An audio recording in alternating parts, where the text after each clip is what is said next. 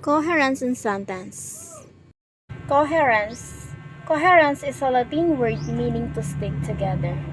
Is a literary technique that refers to logical connection which listener or readers perceive in an oral or written text.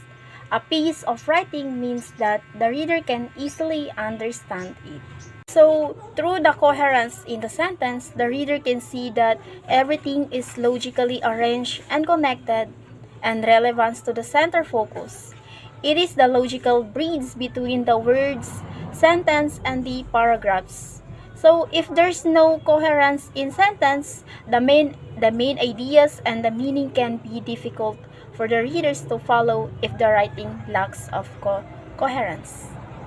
So, mahalaga ang coherence sa isang pangungusap upang ang mambabasa ay madaling maunawaan ang mensahe ng teksto at ma-appreciate ang logical na pagkakasunod-sunod ng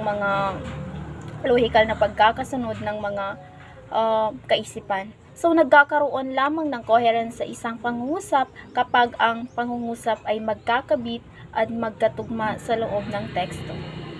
For instance, the most important part of an essay is the thesis statement. The thesis statement introduces the argument of the essay. The thesis statement also helps to create a structure for the essay.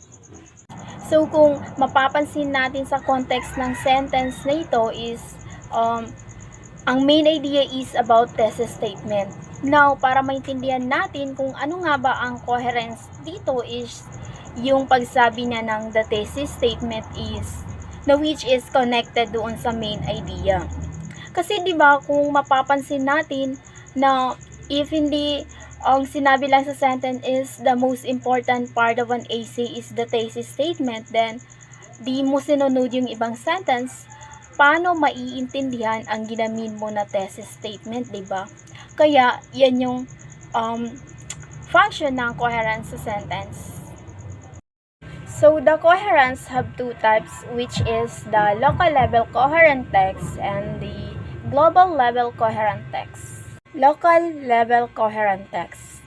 In this type of text, coherence occurs within small portions of a passage of a text. Global level coherent text. In this type of text, coherence takes place within a whole text of a story or essay, rather than in its few parts.